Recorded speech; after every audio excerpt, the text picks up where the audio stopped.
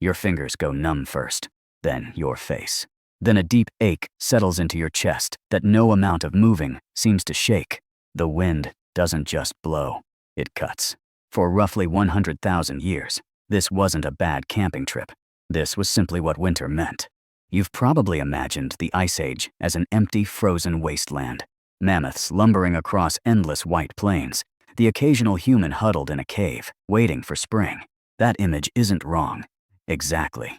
It's just missing the most important part. Humans didn't just survive the Ice Age. They built an entire way of life around it, and some of the smartest engineering our species has ever produced came out of the coldest, harshest stretch of our history. Let's start with a basic problem. At the peak of the last Ice Age, roughly 20,000 years ago, huge parts of Europe and Asia were treeless. Wind-scoured plains called the Mammoth Steppe. Average temperatures sat far below anything most modern humans have ever experienced. There was little to no wood for fire. So what do you build shelter out of when the landscape gives you nothing but frozen grass and wind? The answer, discovered at archaeological sites across Ukraine and Russia, is bones. Archaeologist Olga Sofer spent decades studying sites like Mezhyrich, where researchers found the remains of dwellings built almost entirely from mammoth bones. Not one or two bones used as tent poles. Dozens of skulls, tusks, and leg bones, stacked and interlocked like a puzzle, forming a dome-shaped frame strong enough to support a covering of hide. Some of these structures held up multiple rooms, and were used, repaired, and reused for generations. This wasn't improvisation. It was architecture built from the only heavy load-bearing material available on a treeless plain. Now, picture actually building one.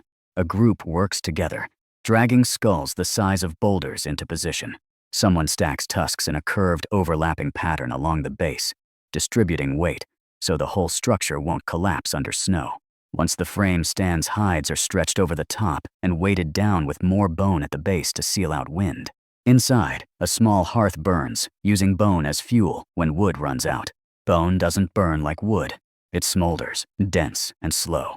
But archaeologist John Hoffaker's research into Ice Age fire use suggests that with the right technique and mixed with fat, it could burn hot enough to keep a family alive through brutal winters.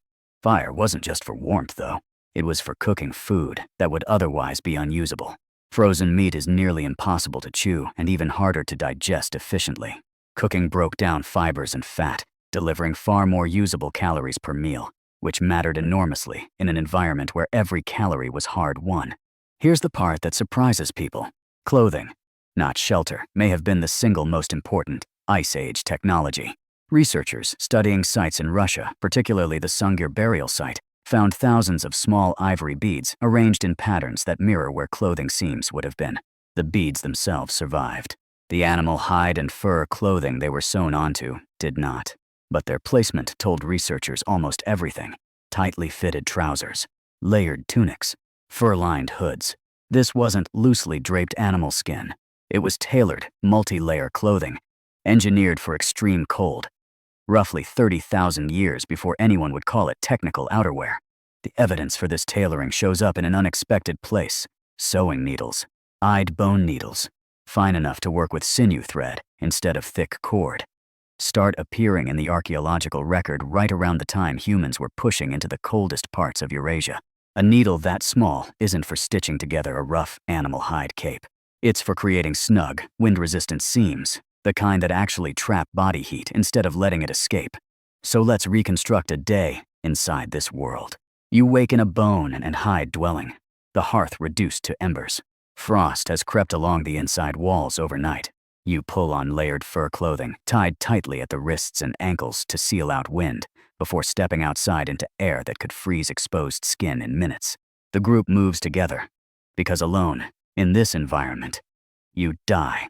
Hunters track herds of reindeer or horses across the frozen steppe, using the terrain itself, ravines, riverbanks, natural bottlenecks, to funnel animals toward waiting spears. Nothing from the kill goes to waste. Meat is eaten or dried. Fat is rendered for fuel and food. Bone becomes tools, needles, or building material. Hide becomes clothing and shelter, covering, an environment. This unforgiving waste wasn't wasteful. It was fatal. And here's the counterintuitive twist. The Ice Age didn't just threaten human survival. In some ways, it may have accelerated human innovation. Comparative research across Ice Age archaeological sites shows a dramatic increase in tool complexity, clothing technology, and long-distance trade networks precisely during the coldest, harshest millennia. When the margin for error shrinks that far, every wasted calorie, every gap in a seam, every collapsed shelter can be lethal. That pressure seems to have pushed early humans toward more sophisticated tools, tighter social cooperation, and technologies that, in a milder climate, they might never have needed to invent at all. There's also something easy to miss in all this.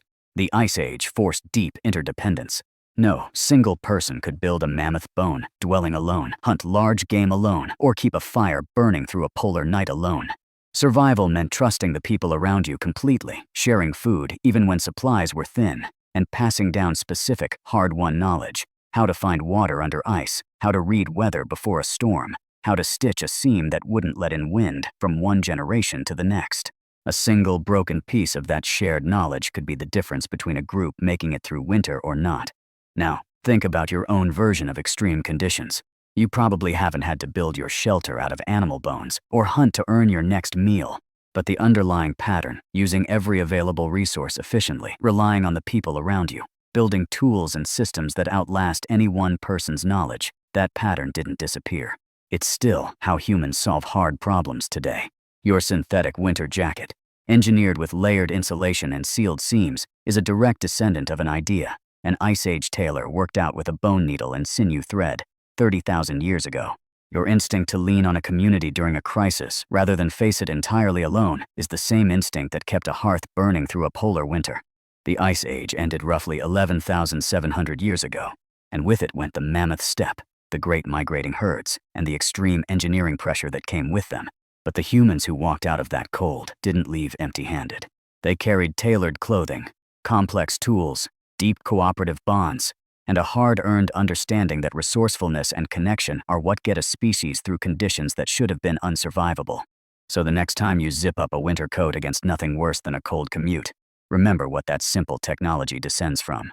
Your fingers aren't going numb first. Your face isn't aching from wind that cuts straight through. And that's not an accident. It's the inheritance of every seam an ancestor of yours ever sewed to survive a season that should have killed them.